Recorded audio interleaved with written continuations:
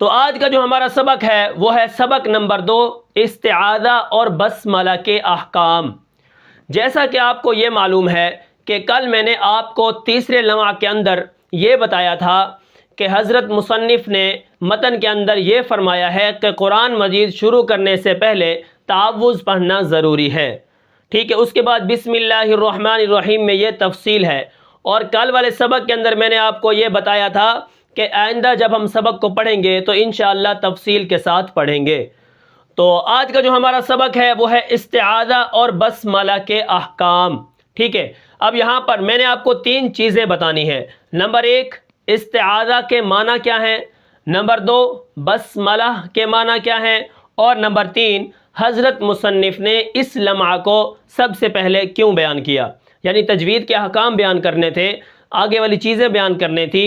کتاب کا جو مقدمہ تھا اس کے اندر تجوید کی تعریف تھی، پہلے لمحہ کے اندر ہم نے تجوید اور اس کی حقیقت کے بیان میں پڑھ لیا ہے، لیکن یہاں پر حضرت مصنف نے تعوذ اور تسمیہ کو پہلے کیوں بیان کیا، تو انشاءاللہ یہ 3 چیزیں میں ابھی آپ کو بتانے والا ہوں۔ تو چلیے سبق کو شروع کرتے ہیں۔ اب سب سے پہلے نمبر 1، استعاذہ کے معنی کیا ہے۔ اب استعاذہ کا معنی عربی کے اندر ہے پناہ مانگنا، کیا؟ پناہ مانگنا۔ جیسے اعوذ باللہ من الشیطان الرجیم، اللہ تعالیٰ کی پناہ لینا شیطان مردود سے، ٹھیک ہے۔ تو یہ استعاذہ کا معنی ہے، اور اس کی اصطلاحی تعریف میں نے آپ کو یہ بتائی ہے کہ اعوذ باللہ من الشیطان الرجیم، یہ پڑھنا یہ استعاذہ ہے، ٹھیک ہے۔ آگے چلیں۔ نمبر 2، بسملہ کے کیا معنی ہیں، یعنی آپ یہاں پر بسم اللہ تو ہم سنتے رہتے ہیں، لیکن بسملہ کے کیا معنی ہیں؟ بسم اللہ الرحمن الرحیم پڑھنا، یہ بسملہ کے معنی ہے، ٹھیک ہے۔ اب میں آپ کو تھوڑی سی یہ مثال دیتا ہوں کہ استعاذہ اور بسملہ نام کیوں رکھا گیا، ٹھیک ہے۔ عربی کا قاعدہ ہے جب کسی چیز کو مختصر بیان کرنا ہو تو اس کو فعلہ کے وزن پر لے آتے ہیں۔ جب کیا کرتے ہیں؟ فعلہ کے وزن پر لے آتے ہیں، اس سے کیا ہوتا ہے؟ پورے جملہ کے معنی مراد ہوتے ہیں۔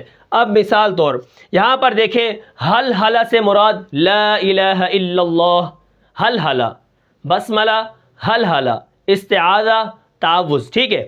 حل حلہ سے مراد کیا ہوا؟ لا الہ الا اللہ کہنا۔ حمدلہ سے مراد کیا ہوا؟ الحمدللہ کہنا، ٹھیک ہے۔ اس کے بعد حوقلہ سے مراد آپ کو پتہ چل گیا، حوقلہ، لا حول ولا قوت الا باللہ کہنا، ٹھیک ہے۔ عربی کا جو قاعدہ قانون ہے وہ یہ ہے کہ جب کسی چیز کو مختصر بیان کرنا ہو تو اس کو فعلہ کے وزن پر لے آتے ہیں، اور اس فعلہ سے جو بھی نام بنتا ہے اس کے وہ پورے معنی مراد ہوتے ہیں۔ جیسے حوقلہ سے لا حول ولا قوت، حمدلہ سے الحمدللہ، اور اسی طرح حل حلہ سے کیا بنا؟ لا الہ الا اللہ، اور بسملہ سے بسم اللہ الرحمن الرحیم، اور استعاذہ سے اعوذ باللہ من الشیطان الرجیم، ٹھیک ہے۔ تو یہ بھی کیا ہیں؟ فعلہ کے وزن پر آ گئے ہیں۔ اب نمبر 3 پر حضرت مصنف نے استعاذہ اور بسملہ کو پہلے کیوں بیان کیا، ٹھیک ہے۔ اب ایک سوال اور آ گیا، اب وہ اسی لیے ہے کہ قرآن شروع کرنے سے پہلے استعاذہ پڑھنا ضروری ہے۔ قرآن مجید شروع کرنے سے پہلے استعاذہ پڑھنا ضروری ہے، اور اسی طرح ہر سورت کے شروع کرنے سے پہلے بسم اللہ الرحمن الرحیم پڑھنا ضروری ہے۔ تو اسی لیے حضرت مصنف نے اس کو پہلے بیان کیا، ٹھیک ہے۔ کیوں؟